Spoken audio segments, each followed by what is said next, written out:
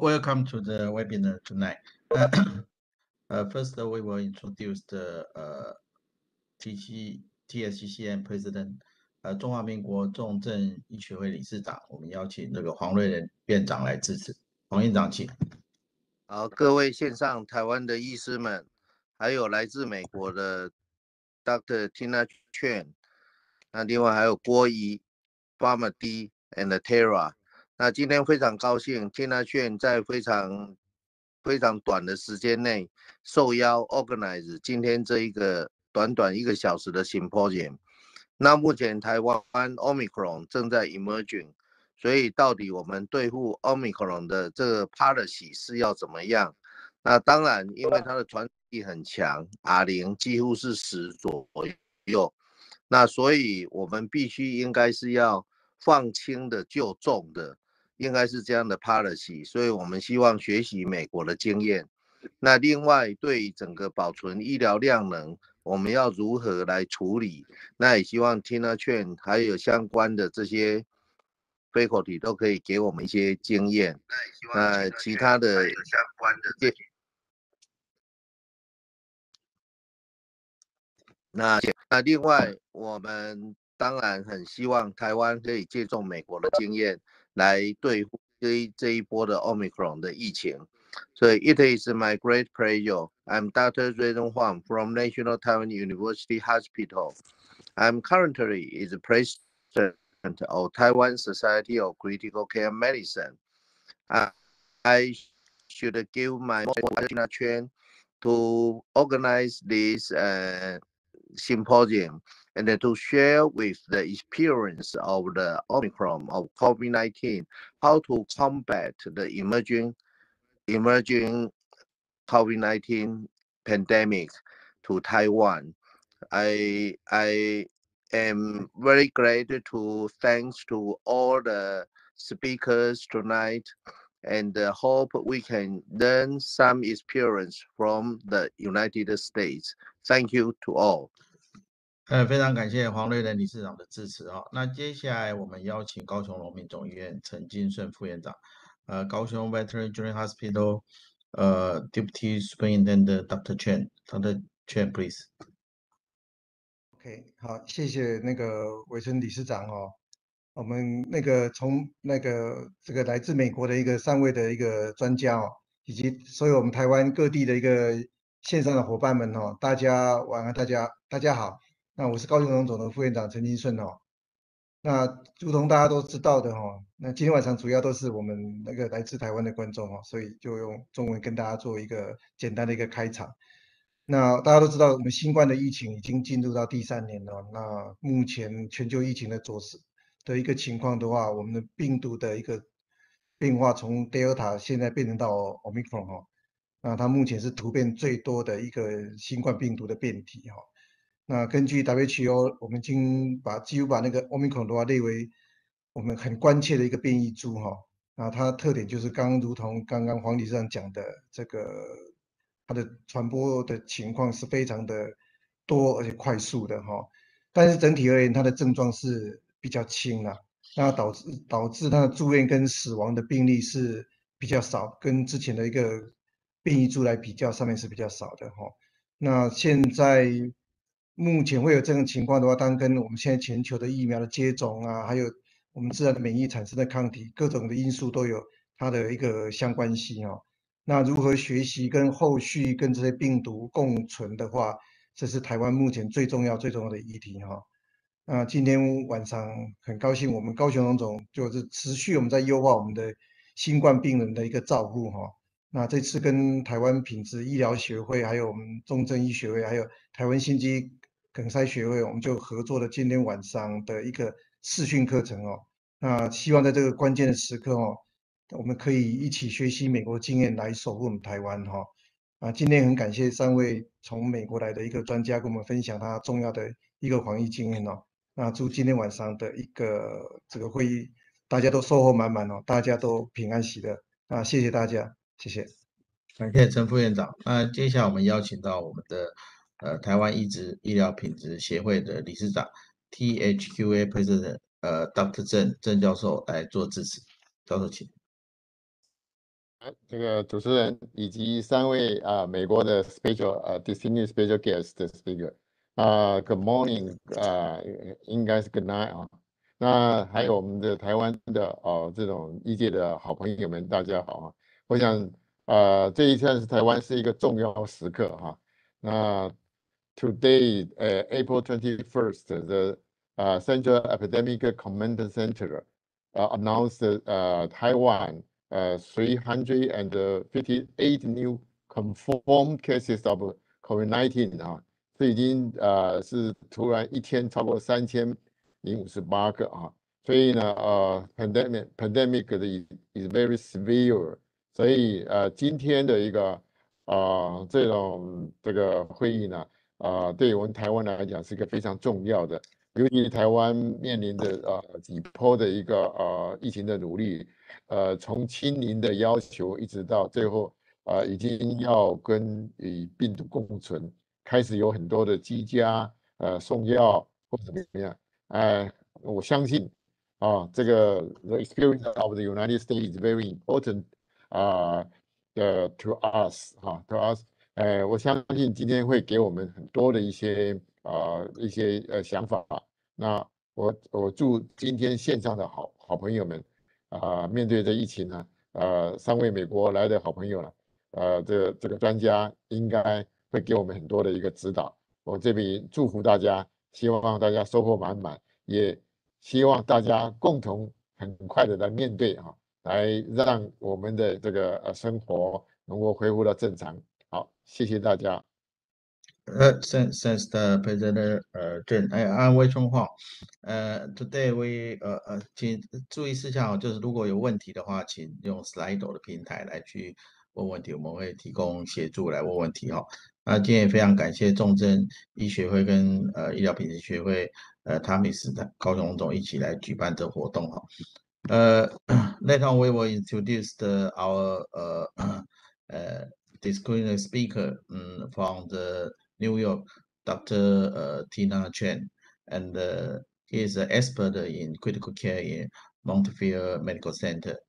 And also, we also invite Dr. Yi Guo, she's Pharm.D, also from the Montefiore Medical Center. He is the chair of the infectious clinical pharmacy. And also, we have a disclaimer speaker from the UCLA.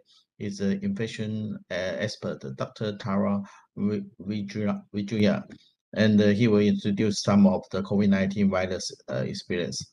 We also invite some of Taiwan experts, including from Taiwan University Hospital, Dr. Tony Ye, and also from the National Taiwan University, Dr. Wei-Ting Zhang, and also Dr. Yi Guo, also from the Taiwan University Hospital, and also the Dr. Guangyao Yang from the Taipei Veterinary General Hospital, and the Dr. Susan Xinong Li from Kaohsiung Veterinary General Hospital. He's the expert in the infectious disease, and also General Secretary of the THQA, Dr. Wang Chuan-Zhen from the Kaohsiung Veterinary General Hospital. So today we will focus some more topic about virus, critical care, medication, and vaccine. So let's hand out the time for the Dr. Tara first. Tara, please. Thank you so much. It's really my pleasure to be here. I'm going to share my slides here.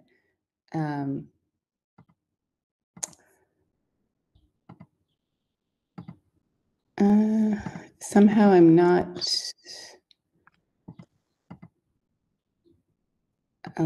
able to do this immediately, but let me see. Hold on. Okay, here we go. Okay, can you see my screen? Not yet. Not yet, huh?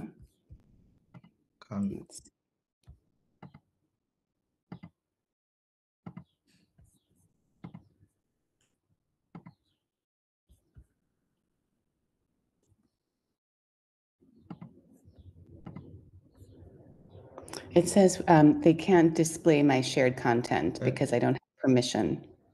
Permission? 小小，他说他没有 send 得 the 到授 slide 权。 to me and let me see if I could do it from this side. I sent it to you, Tina. Oh, it's the same one from, okay. From this morning, From this morning? Okay. Let's see. this morning. Mm-hmm. Yeah, I'm trying different ways, but it's not letting me.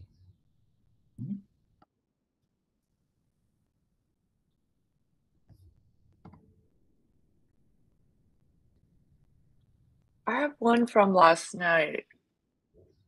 That's that's Yi's. That's Yi's. Okay. Let's see.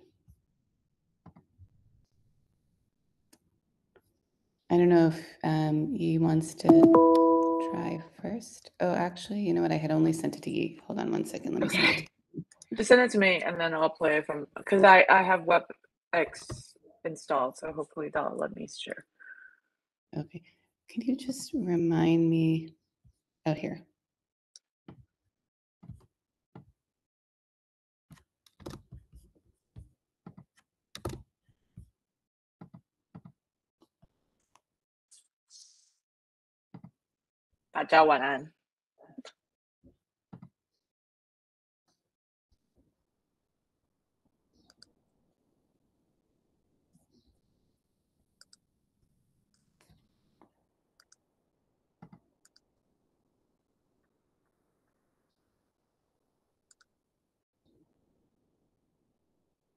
You just sent it? Mm-hmm. Okay, let's just wait for a second.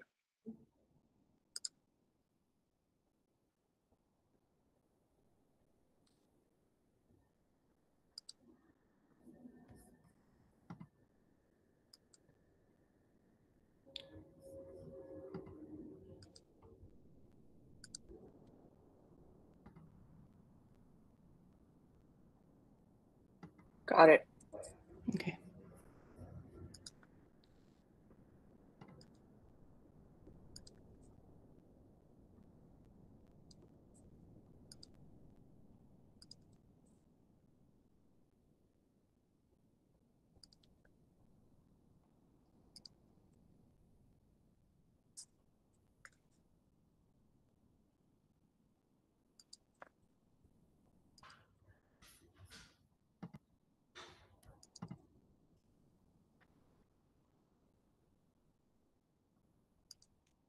Good. Can you guys see the screen now? Okay. Yeah, yeah, no Yes, problem. we can Thank you. see. Please. Yep. So Tara, just let me know when to advance, okay? Okay. Okay. Thanks so much. Okay. You can advance, actually. Thank you so much for inviting me. I just wanted to talk a little bit about how we've been approaching therapeutics, so treatment for COVID-19, both in the outpatient setting and in the inpatient setting, and really using the evidence that we have available. So one thing I want to highlight is when we are looking at the evidence, when we're looking at studies, the outcome may be different from study to study. But in general, there are some principles that we can see.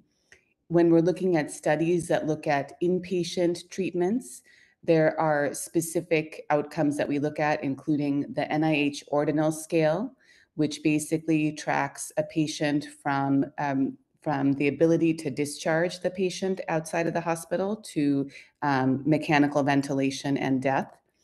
And then we also look at for outpatient treatment, we look at actually progression to hospitalization.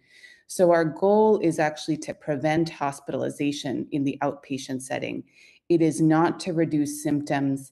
It is not to prevent long COVID.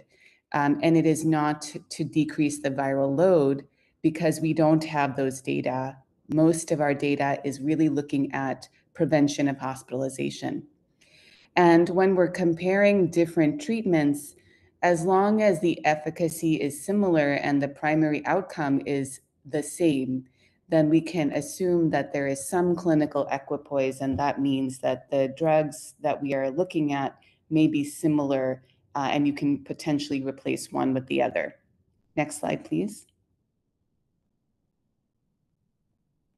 So this is an overview of our treatment approach, and I'm just highlighting here the different targets of our therapies.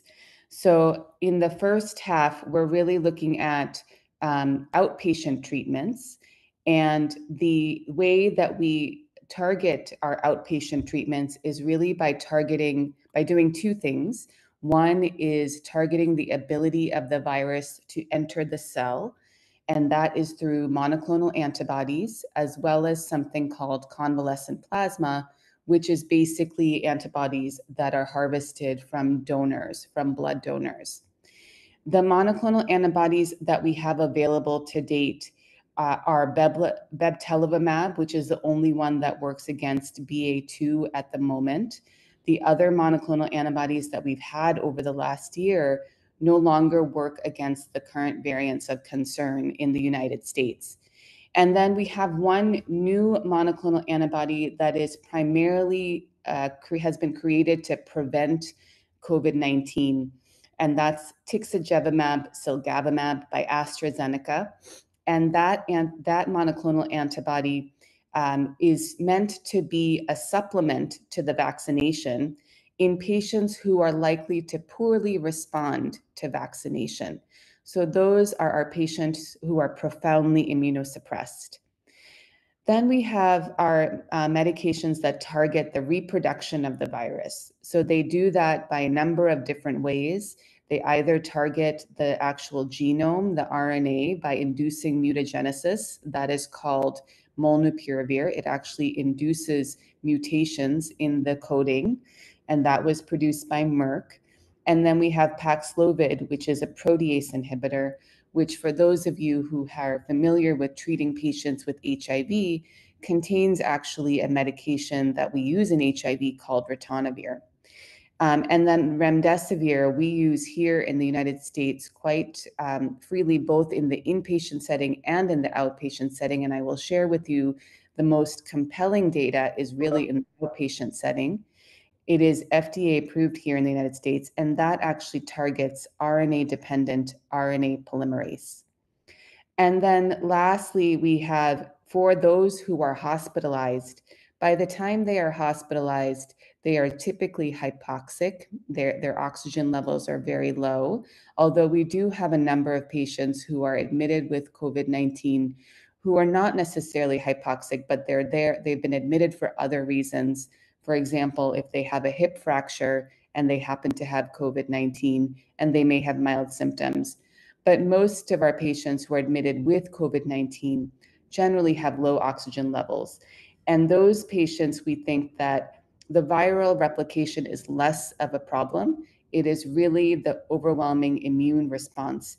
And the way that we target that is with steroids, notably dexamethasone, IL-6 receptor blockers such as tocilizumab and cerulumab, and JAK-STAT inhibitors such as baricitinib, tofacitinib.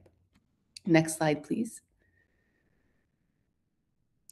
So this is our approach in the inpatient setting. So when patients are hospitalized, we only treat patients who have symptoms. Now, there may be some exceptions to this, and the exceptions to that would be patients who have recently had an organ transplant, patients who actually have had a stem cell transplant. There may be some case-by-case scenarios where we treat those patients, even if they're not symptomatic. But by and large, the patients that we focus on must have some symptoms. And then we basically divide it into whether they have hypoxia or whether they don't have hypoxia.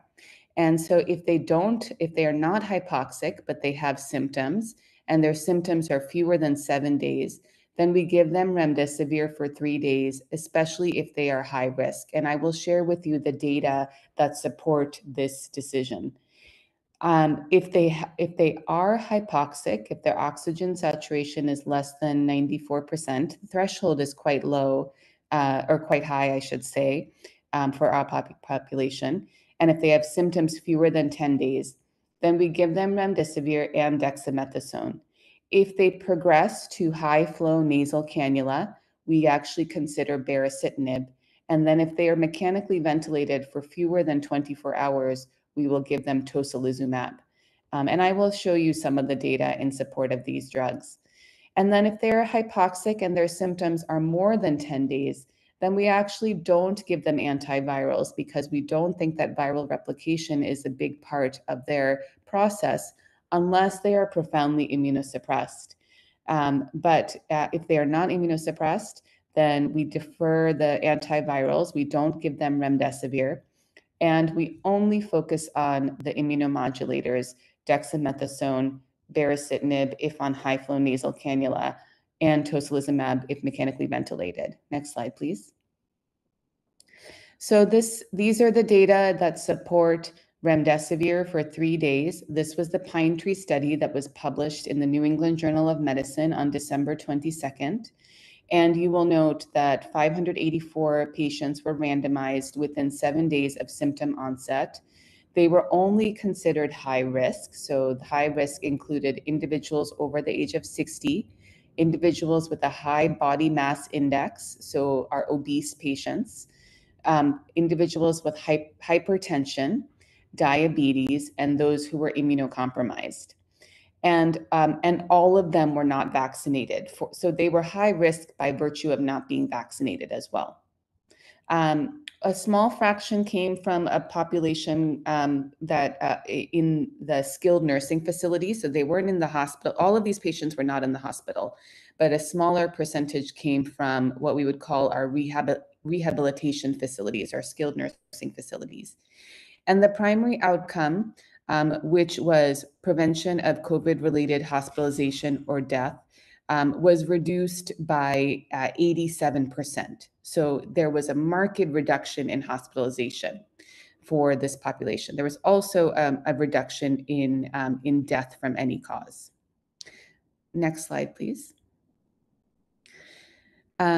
So I want to, for the inpatient, so the remdesivir we use in the inpatient setting for 3 days if you are don't have hypoxia, and then for 5 days if you do have hypoxia. Steroids are exclusively used for individuals who are actually hypoxic. And this was based on the recovery study, and I'm highlighting here a couple of things. If you look at panel D here, these are the patients that did not receive any oxygen. And in this population, the use of steroids resulted in a slightly higher risk of death. So for patients who are not hypoxic, we do not give steroids. But for all other patients who were hypoxic, there was a total of almost 20% reduction in mortality. And then that was more significant among those who were mechanically ventilated, nearly 40% reduction in mortality, or 36%. Next slide, please. So other immunomodulators I'm talking about here. There have been a lot of mixed data with these different medications, but ultimately the way they worked the best was if they were given with steroids.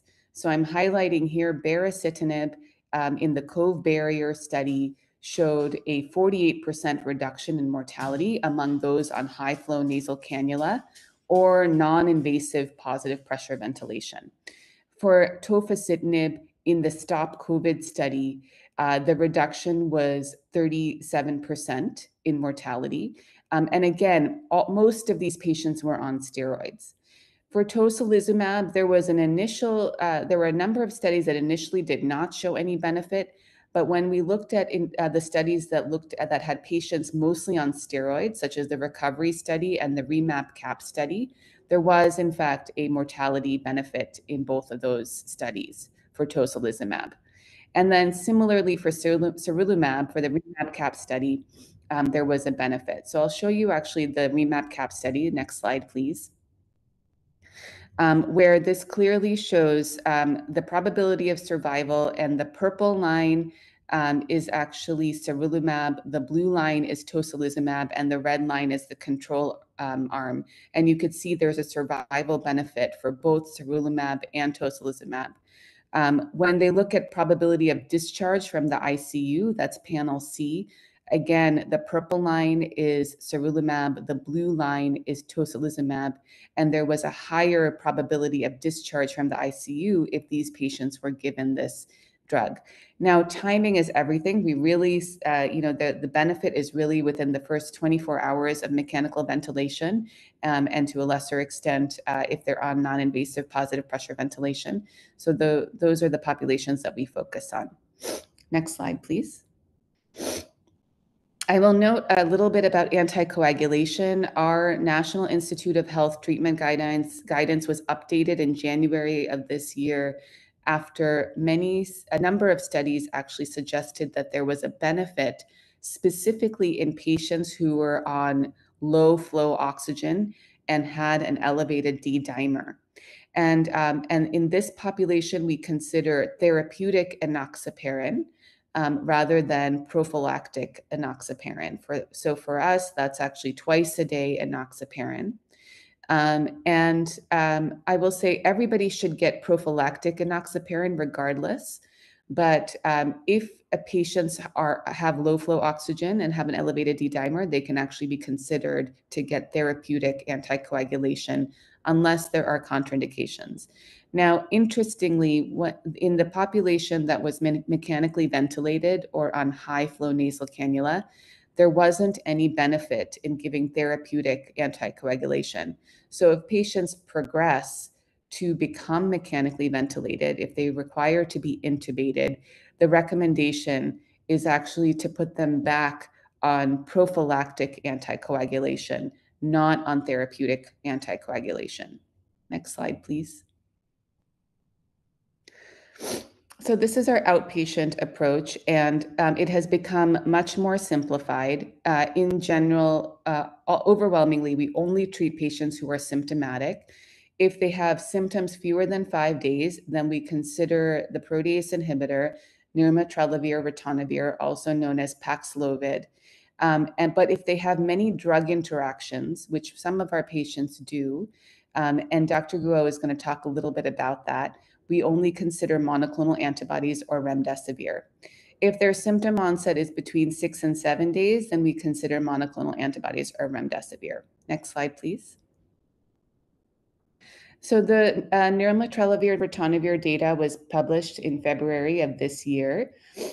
They looked at 2,200 patients, and they found an 89% reduction in hospitalizations or deaths. The main thing the main barrier to giving Paxlovid is actually drug interactions. And the ones that we focus on are anticoagulation, antiarrhythmics, antipsychotics, and also our transplant medications. And I've highlighted here a website that you can use to look at drug interactions. And then lastly, there is different dosing depending on creatinine clearance. Next slide, please. The MOVE-OUT study actually looked at molnupiravir, and that actually is another drug that showed much more modest benefit. It was published actually also in February, and it showed a 30% reduction in hospitalizations and deaths. So that's very different than the 87% reduction in hospitalizations or death that we've seen with the other studies. So things to note are it can be teratogenic. It should not be given to pregnant women. And it should also, females of childbearing potential should use a reliable method of contraception. Similarly, males of reproductive potential who are sexually active with females of childbearing potential should use a reliable method of contraception during treatment and for at least 3 months after the last dose. Next slide, please. Excuse me for 1 second, I apologize.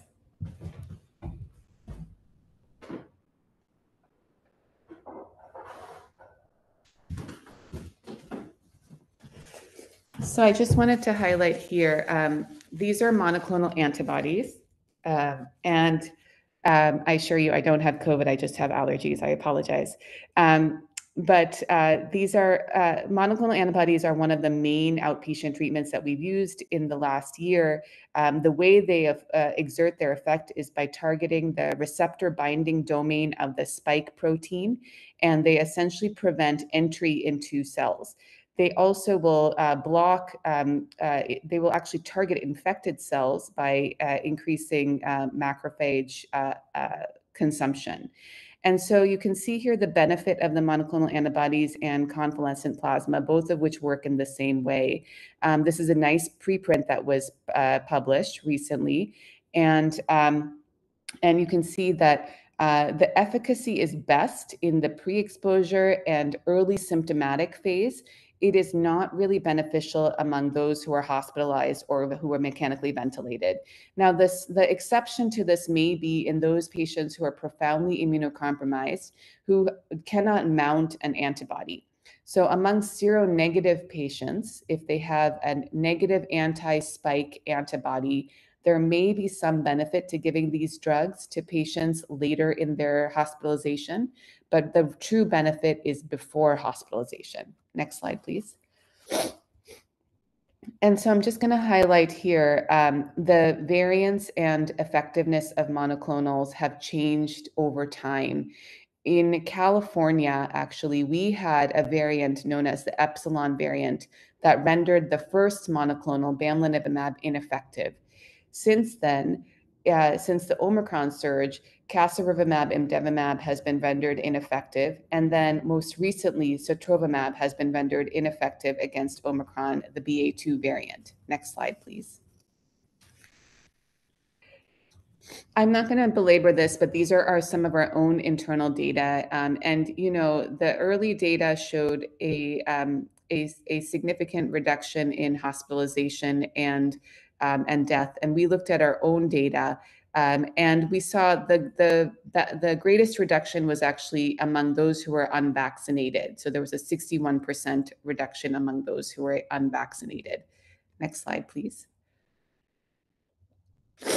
So in summary, these are the different treatment options. There's monoclonal antibodies, sotrovimab and bebtelovimab. Sotrovimab we are now no longer using. They should be used within 7 days of symptom onset, and there's an 85% reduction. For sotrovimab, again, we don't use sotrovimab for BA.2. There are currently no clinical data available for bebtelovimab yet. Paxlovid, you give within 5 days of symptom onset, and there's an 89% risk reduction. Molnupiravir, you give 5 days within symptom onset, and there's a 30% reduction. So we don't really give molnupiravir because we have the other agents available. And then remdesivir is another regimen that is actually considered second to Paxlovid. Bebtelovimab is actually considered third line because we don't have as much data. But you can give remdesivir, you have to give it for 3 days. So that actually is a little bit of a problem in the outpatient setting, and there is an 87% risk reduction. Next slide, please. So who gets sick from COVID in the vaccine era? Those who remain unvaccinated with high risk factors, those who have not received full vaccination, and those who are likely to not have had an adequate response to vaccination. And this was a nice study published by the CDC that really shows this. The solid line here are the unvaccinated individuals, and you can see the number of cases is very, very high compared to those who are fully vaccinated without the booster and those who are fully vaccinated with the booster. And the gray area here is actually when we had our first Omicron surge. So even in the Omicron surge, those who are vaccinated were far less likely to get infected. Similarly, for deaths, those who are vaccinated are far less likely to die than those who are unvaccinated. And that persisted during the Omicron surge. Next slide, please. So when we're thinking about whom to treat, we didn't at one point we didn't have enough drug to treat everybody, so we really focused on the highest risk individuals, and I'm highlighting here the different tiers. Tier 1 and Tier 2 were the individuals that we focused on the most. Those were generally unvaccinated individuals, as well as immunocompromised individuals not expected to mount an adequate immune response. Next slide, please. These are the different immunosuppressive conditions that we focused on. They include individuals who were on B-cell depleting therapies, including rituximab, those who were on certain Bruton tyrosine kinase inhibitors, such as ibrutinib. This is for things like chronic lymphocytic leukemia, those who had undergone stem cell transplant recently or had graft versus host disease or lung transplant or other solid transplants within a year. And then we also included all transplant patients who have ever had a transplant in tier 2, as well as those who are on active chemotherapy. Lastly, we also included individuals who have HIV who are untreated with a CD4 count less than 50. Next slide, please. So that brings me to the last topic, which is actually tixagevimab, silgavimab for prevention.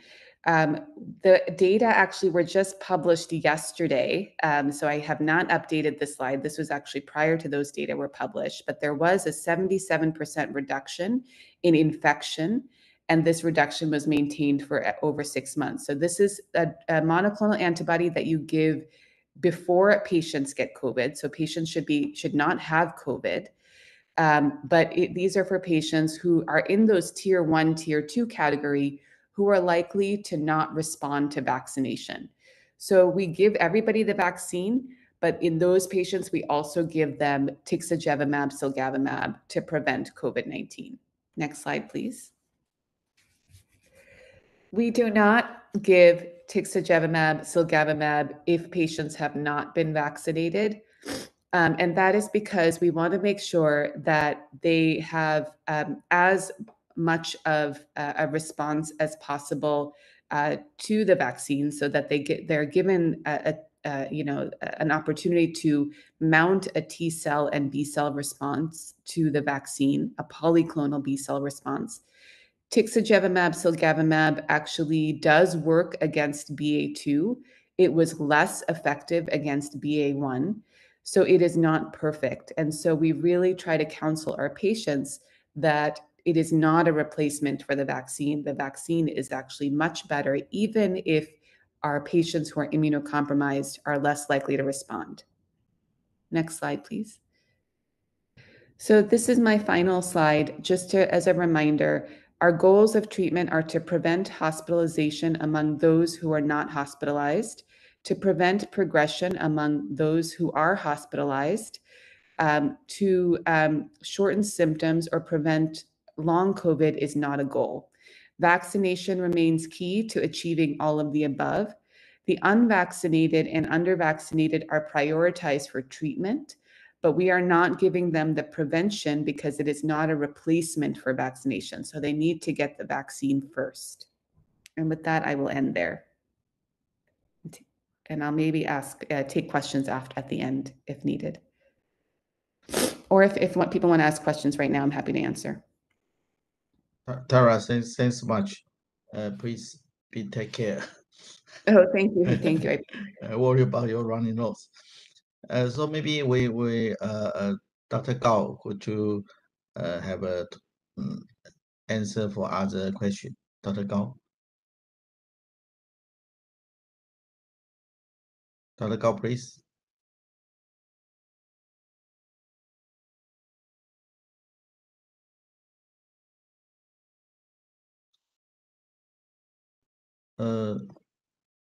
We cannot hear from you. Dr. Gao, your microphone is shut down.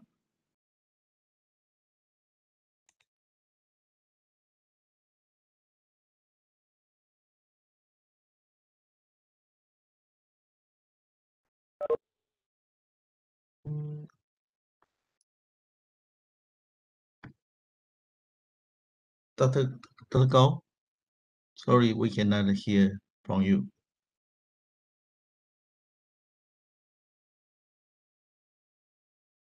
Hey, we could see your screen, but we can't hear you. Because your microphone, you should turn on your microphone.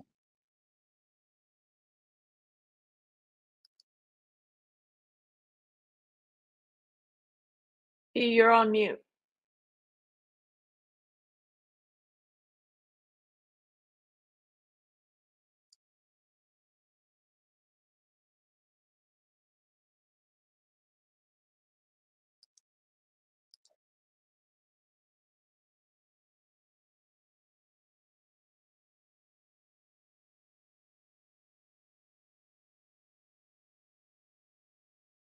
Tina, could you give her I know, a I'm waiting for her. I'm not in the same office with her. What's going on?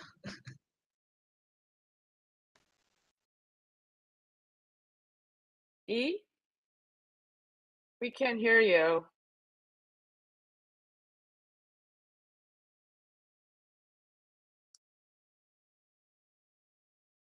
Oh, I think she got kicked off, so she's logging back in. Do you want to take questions first then, Tara?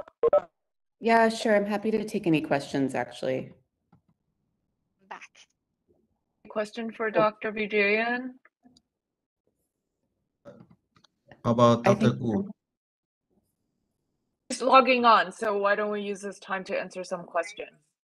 Yeah? I have I a think she's question on. for Tara. Yes, okay. Please. I'm Dr. Susan Lee. Tara, you know, Israel began administering a fourth dose of the BNT vaccine to persons 60 years or older with high-risk population and healthcare workers since this January. And they showed that in the elderly, a fourth dose was more effective than 3 doses in lowering the rates of confirmed SARS-CoV-2 infection. However, preliminary data looking specifically at healthcare workers observed a low vaccine efficacy against infection, and in those who were infected, they had relatively high viral loads, suggesting they were infectious. Seeing these only marginal benefits of a fourth dose in a vaccination in healthy young healthcare workers, what are your views on giving a fourth dose vaccination for healthcare workers? Yeah, thank you for asking that. So, in the United States, actually, the fourth dose was approved for those over the age of 50. And actually, I think Dr. Guo is going to talk a little bit about the data as well.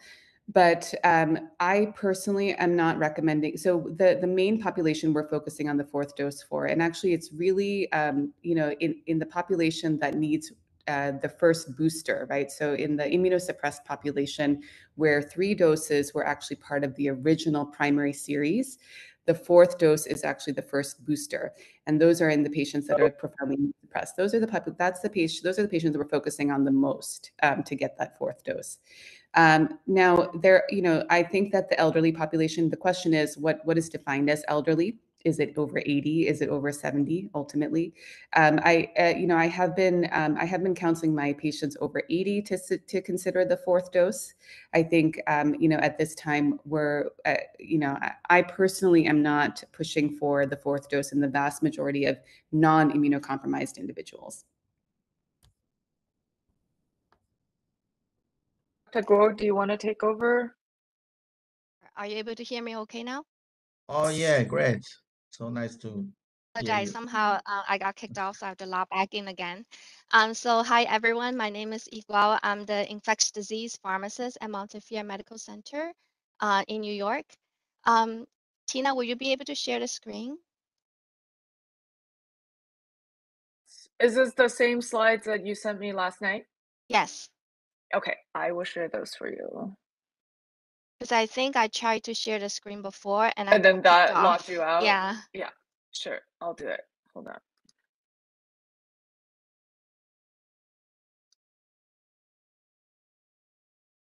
Give me 1 second. Sorry, everyone.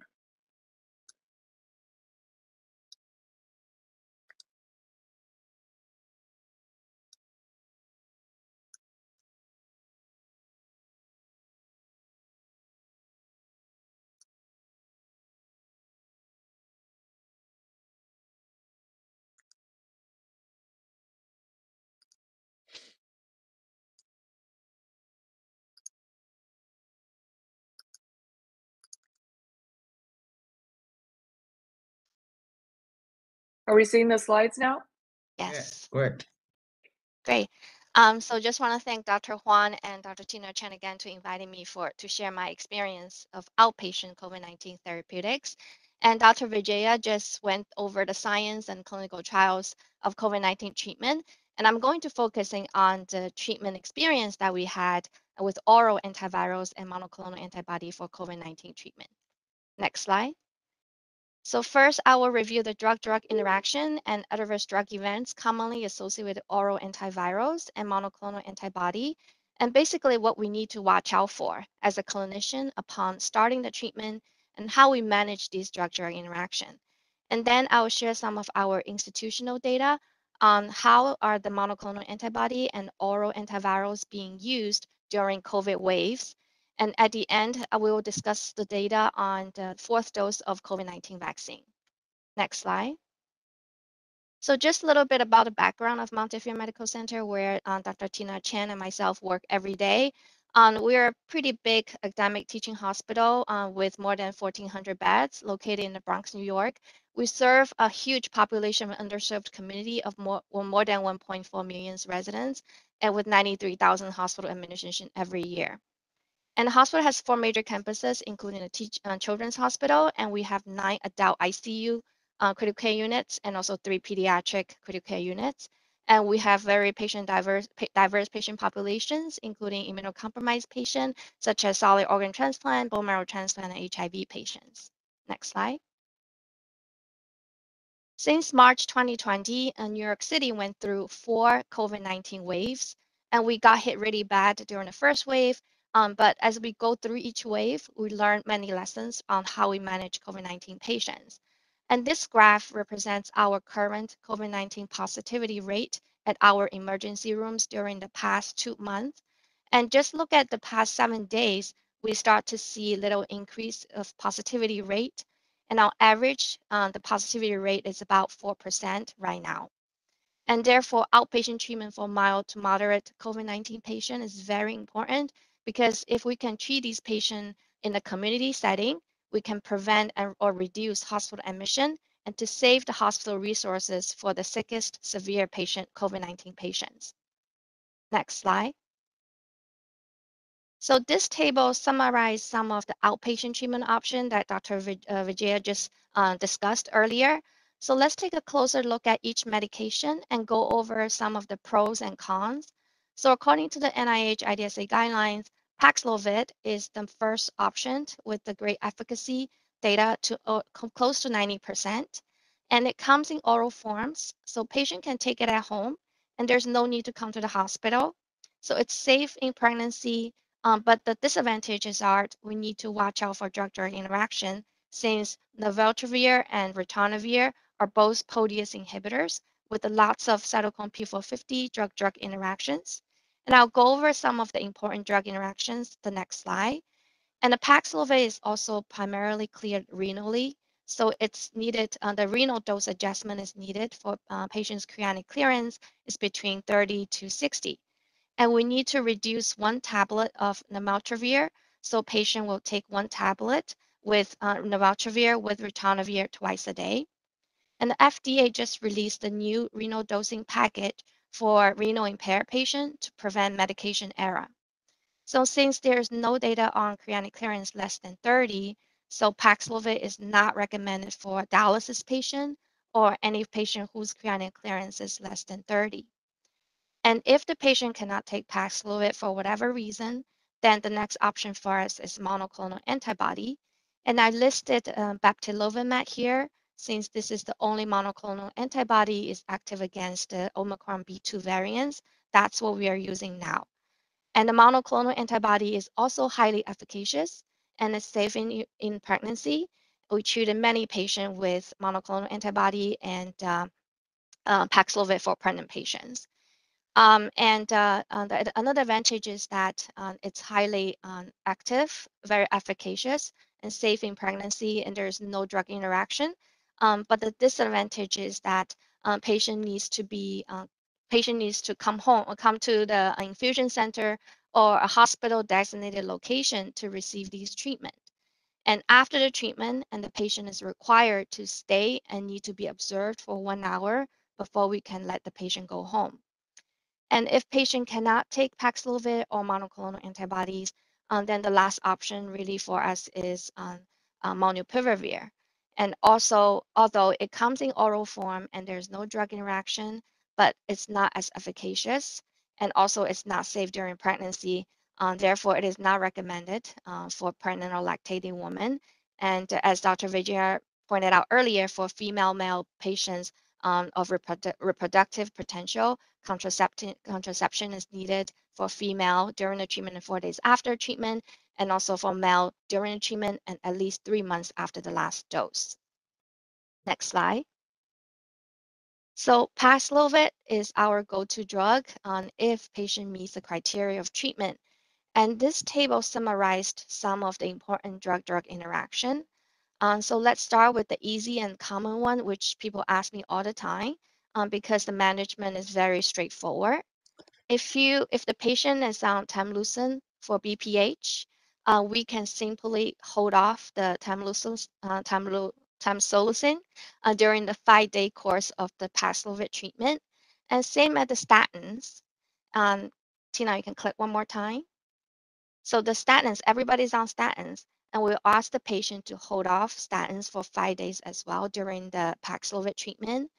And for amiodarone, it gets a little tricky because we either need to reduce the dose by 50% or hold amiodarone. Since the half-life of amiodarone is very long, like 48 days, and we also recommend to talk to the cardiology for the patient. And for HIV patients, it's okay to take Paxlovid on top of HIV medications, even if the patient is already on ritonavir or cobicistat. And for anticoagulants or antiplatelet agents, it again gets a little tricky. Depends on the dose and indications. Just remember, Paxlovid is contraindicated with rivaroxaban and also ticagrelor. And if the patient is on warfarin, and we also need to monitor INR very closely as well. Next slide. And my hospital also have a large transplant patient population. So the Paxlovid has drug interaction with some of the immunosuppressants such as tacrolimus, cyclosporins, and sirolimus. And the American Society of Transplantation recommended not to use Paxlovid in solid organ transplant patients because the drug-drug interaction is very difficult to monitor in the outpatient setting. And lastly, we also need to watch out for cytochrome P450 inducers, such as some of the anticonvulsant, rifampin, herbal supplement, because they can reduce Paxlovid level significantly. So Paxlovid is contraindicated with the strong inducers. I don't expect everyone to remember all the drug interactions. So there's a very great website you can use to check COVID-19 medication drug interaction. It's called the Liverpool Drug Interaction Checker, and it's free, and it's recommended by the guidelines. And the website can be very helpful. You just need to type in the drug name. It will tell you whether to use together or don't use together with Paxlovid. And in my hospital, our computer system also will alert clinicians if there's any drug medication which can be contraindicated to Paxlovid and which can be very helpful to our physicians as well. Next slide. So now I'm going to go over some of the adverse drug reaction. I have to say all these medications are very well tolerated. For Paxlovid, most common reaction reported from clinical trial is dysgeusia. It's close to 6%, which is dysgeusia means a changing of taste. So I have patients report that to me that they have metallic taste or bitter taste in the mouth, and it's very persistent with peaking 2 hours after each dose and subsiding somewhat about 7 to 8 hours into each dosing interval. So some patients also have diarrhea. And I always tell the patient that, good, you're staying home because you have COVID-19, you're not going anywhere, so you can manage the diarrhea. And most reaction goes away once the treatment is completed. For baptilovimab, like any other monoclonal antibodies, patient can have infusion-related reaction, but it's very rare. So far, I had one patient told me that she felt flushed when she get the IV push, but it went away very quickly. But we do not routinely pre-medicate a patient before we give monoclonal antibody, since the reaction is not very common. But for patient with extensive history of allergy, sometimes we do pre-medicate a patient with cetirizine, Zyrtec, that's a brand name. Baptilovimab also has advantage of that the administration is over IV push, just over 30 seconds, which is quick. But all the other monoclonal antibody infusions usually from 20 to 30 minutes. And when we have patients have some reaction, sometimes we can slow down infusion to 1 hour if needed. And for molnupiravir, which is we don't really use very frequently, the common adverse drug reaction is diarrhea, nausea, dizziness, which are reported during a clinical trial. But again, overall, these medications are very, very well tolerated. Next slide. So FDA quickly approved these medications as emergency use authorization. What about drug distribution? In other words, do we have enough medication for everyone? So in the US, the federal government signed contract to purchase millions doses of medications from the pharmaceutical companies, but the federal government will give the drug to the state, and the state Department of Health decide how much medication to give to each hospital based on the number of COVID-19 cases to ensure equity. So if there's high cases of COVID-19 in your hospital area, then you will receive more medication. And if there's less cases of COVID-19, they will receive less medication. So the supply can be fluctuating. So we need to be smart about how to use these medications. Even though FDA has a set of emergency use authorization criteria on who to give it to, but from time to time, we need to make our own criteria to become even more stricter since we don't have enough medication to treat everyone. So our priority patients are immunocompromised patients, such as solid organ transplant, bone marrow transplant, oncology patients who are on active chemos, elderly patient who's older than 65 and not fully vaccinated. These are our target patient. Next slide. So we do have a command center, which is run by us, leading by the antimicrobial stewardship team. And all the requests for monoclonal antibody or oral antivirals go through the covid@montefiore.org email request.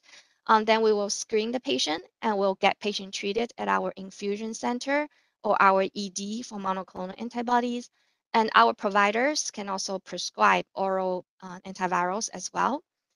Although the monoclonal antibody or oral antivirals are approved for outpatient use only, but for inpatient, if the patient admitted for non-COVID related reasons, such as, for example, patient admitted for bone fracture or appendicitis, incidentally, we found this patient has positive COVID, we also treat those patients as well. Next slide. So this is our own, next slide again. Next slide. So this is our own institution data. And during the past 2 years, as of last week, we treated 2,913 patients between our emergency rooms and the infusion center for the monoclonal antibodies. And you can see from the graph here, since November 2020, New York City, we experienced the second and the third and the fourth waves of COVID-19. Next slide. And based on the circulating variants, and you can see we move from one monoclonal antibody to another monoclonal antibody, each monoclonal antibody represented by different color. And right now that we are dealing with Omicron B2 variant, so we are strictly using the baptilovimab since late March, which is represented in the purple color. And next slide. And we also track of our patients in terms of admission rate post-infusion within 7 days of the treatment. So on average, our admission rate is about 4%, which is consistent with what we see in the clinical trial. And next slide. So here are the oral antiviral prescriptions processed through the hospital computer system. Definitely more Paxlovid being prescribed than molnupiravir.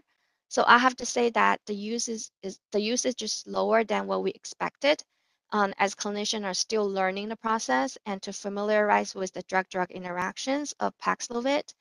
And the New York State Department of Health just released that they will be implementing test to treat sites, which means that once patients tested positive at the site, and they will be sending the prescription of Paxlovid through designated pharmacy, so the patient can get treated immediately.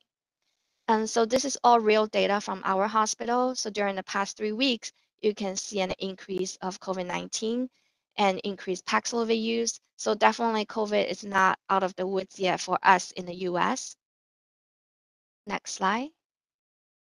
And this is Evusheld, the Texagevimab and Silgavimab.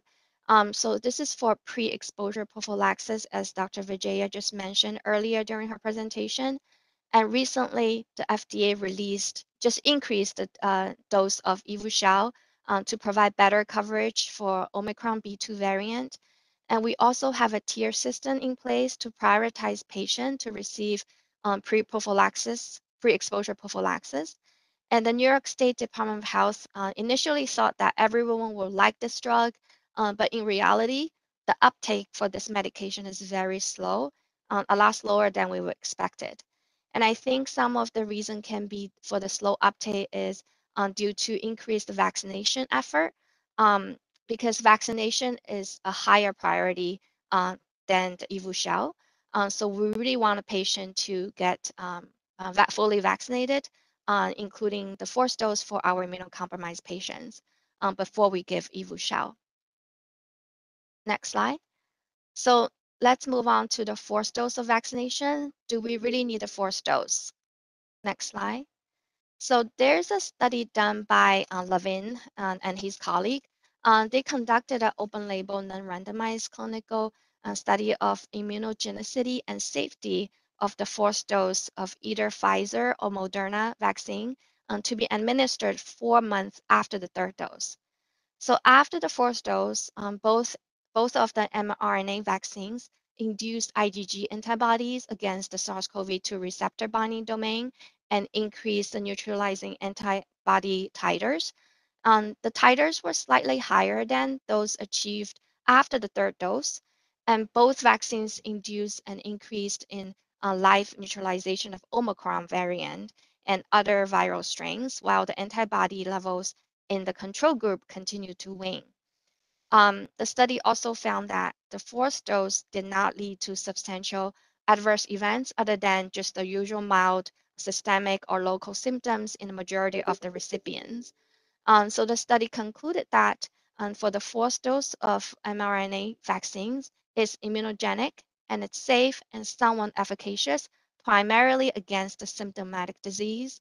And the maximal immunogenicity of mRNA vaccines is achieved after the 3rd doses, but when you give a 4th dose, the antibody titer can be restored. Next slide.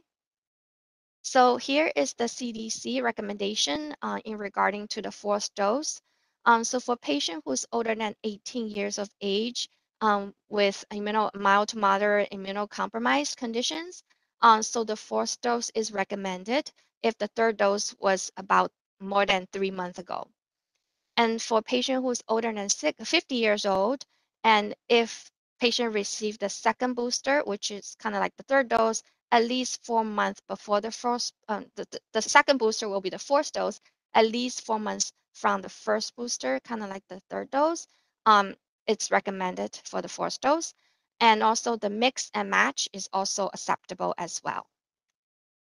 Next slide. So speaking of mix and match, this slide was presented during the advisory committee on immunization practice by the NIH on the heterologous platform boost study on mix and match Pfizer, Moderna, and Johnson & Johnson COVID-19 vaccine. So the study shows that the heterologous boosts, which is the mixed vaccines, can trigger similar or higher serologic response compared to the respective homologous booster vaccine, which is the matched vaccine. So the mRNA vaccine resulted a higher antibody titer during the first 28 days after the boost. And there's also no safety concerns identified during this study. So in general, we encourage everyone, especially the immunocompromised patient, to get the 4th dose of vaccine. And also mix match is okay for booster in the US. So here's my references. And now we are open for question, and I'm going to turn the floor back to Dr. Huang. Dr. Gao, thanks so much for your excellent talk. So we are open. Is there any question from the panelists? How about Dr. Yang? Yes, I have one question for Yi. Because a special group like the pregnant, fit patient, do you think the remdesivir or Paxlovid, which one is more safe for this kind of patient? Paxlovid is safe for the pregnant patient. We've offered Paxlovid and a monoclonal antibody for pregnant patients. And recently we published some of the data that we treated monoclonal antibody for the pregnant patient. I have to say the outcome is pretty promising. And the Paxlovid is kind of like newer kid on the block. And for our pregnant patient, we started offering Paxlovid as well. Other than the bitter taste, metallic taste in the mouth, and most patients tolerate very well. And usually when we treat pregnant patients, we also want the patient to discuss with their own OBGYN doctor as well and make sure they're on the same page with us.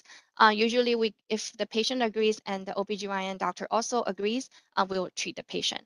But just remember the treatment window for Paxlovid is 5 days. Once the patient passed 5 days, then we won't be able to offer Paxlovid. Then we will change into the monoclonal antibodies. And for remdesivir, it's also safe during a pregnancy. The clinical trial excluded pregnant patients, but after remdesivir was approved by FDA, we do treat a lot of pregnant patients with remdesivir as well. The reason we did not offer remdesivir for outpatient in New York is because we have issue with insurance coverage. Because based on the FDA approved indication is for inpatient treatment only. And then when the Pine Tree study published, and there's a lot of push for outpatient use, but the logistic-wise, the infrastructure of the healthcare system is that if we offer the treatment for the patient gonna stuck with a huge bill. It's extremely expensive for the treatment. So until the insurance cover the treatment, I think the Medicaid, Medicare already cover, then we can offer the treatment. Another obstacle we encounter for offering remdesivir as outpatient treatment is that the duration is 3 days. So that means the patient has to come to the hospital or designated location to get treatment every day for 3 days. And we also worrying about infection control. And we want to quarantine these patients, but now we ask them to come to the hospital, get treated. So in New York, we offer Paxlovid first, and then the monoclonal antibodies. And we still reserve the remdesivir for mainly inpatient use. And based on the Pine Tree study, we do offer 3-day treatment, even if the patient is in the hospital, if they have mild or moderate symptoms. Thank you. Thank you so much. Dr. Guo and Dr. Vijayan, and I just want to stress that the use of these oral management is really specific for targeted population, right? It's for people who are immune suppressed and who have no response to their vaccination. It's not something that just giving to everyone who has COVID. Is that correct? Yeah, it's an area of a lot of debate, Dr. Chen. So yes, we would absolutely not recommend it for anybody that was completely healthy and vaccinated. There's the population that is vaccinated but has traditional high risk factors such as hypertension or cardiovascular disease or lung disease, who should respond to the vaccine, and their risk of hospitalization is very low. But that population, we are still offering it. Now, whether they truly benefit, I think is an area of debate. But at least for now, because we have supply, we're offering it to all individuals who would have previously been considered high risk by traditional factors. And pregnancy is one of those factors. So it is actually quite important to treat our pregnant women.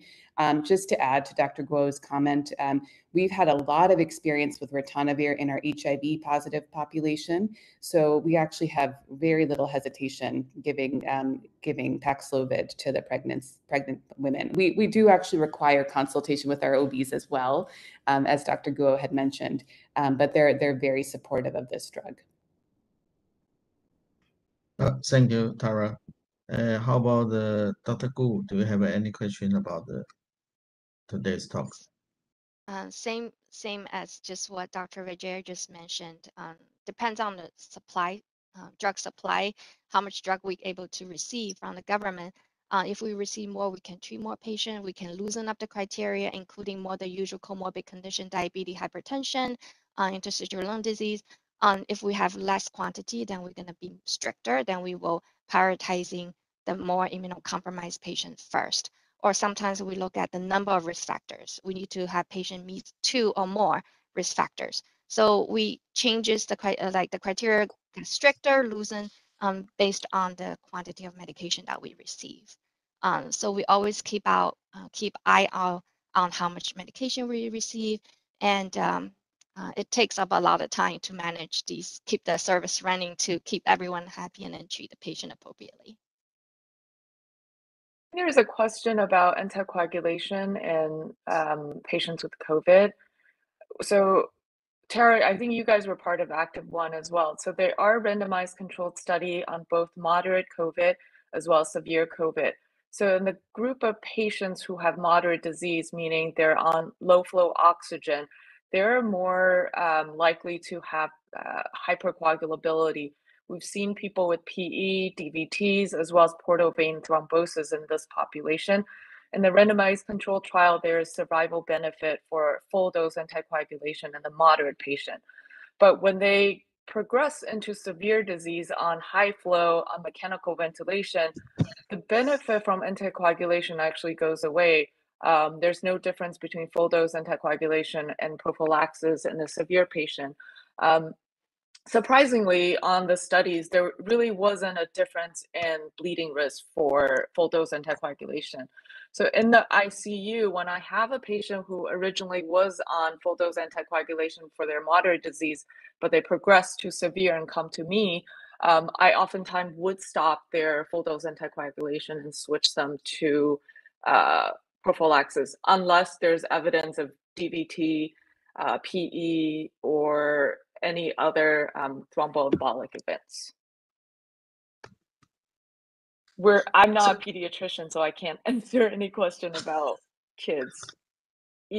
Dr. Guo, do you have any experience? Do you know anything about the pediatric experience with ICU and encephalitis and the multiple inflammatory syndrome? Because recently there's a baby 2 years old just died from the COVID-19 in Taiwan. So many experts or Taiwan is very focused on the kids suffer from the COVID-19. Dr. Guo, please. I think the medication treatment for COVID-19 for pediatric patients is very limited. As you can see, most of the oral medication approved for patients are older than 12 years old. And under 12 years old, mainly the treatment is still going to be remdesivir. So these are the treatment that we offer for patient who's younger than 12 years old. We did treat a lot of patients between 12 to 17, 18 years old with the monoclonal antibody and Paxlovid. But in the inpatient setting, the medication mainly be used for pediatric patient will be remdesivir. One more question from the floor, because some doctors want to ask about the nutrition support for the COVID-19 critical care patient. Do you have any suggestion for the special nutrition support for this COVID-19 critical patient? How about Tina? So the question is there any special nutrition needs? Nutrition support, Yeah, I think there is increased caloric intake, caloric expenditure. So our nutritionist does give them a little more, because we're treating these patients as if they have sepsis and septic shock. So the same amount of nutrition that we would give someone with any other sepsis will be dosed for these patients. So nothing special per se, but really the same way we take care of our patients with sepsis and septic shock. Thank you. So is there any other question from the panelists? One more question. How about Dr. Gu or Dr. Lee? I think everybody get the right answer from 3 experts from America. So I think it's your working time. So thanks for so much for expert from the American and from the UCLA and the Montefiore Medical Center. Today we have a wonderful night for the learn from the American experience of COVID-19. So maybe in the next 2 or 3 months is a very tough time for the Taiwanese. So we have to work hard for this kind of so many patients. And we hope so see you very soon in the future. Thanks all the audience to joining today's session. Thanks so much. See you very soon. Bye bye. Thank you for the opportunity. Thank you. Bye bye. Thank you. Bye. Thank you. Have a nice day. Bye-bye. Thank you.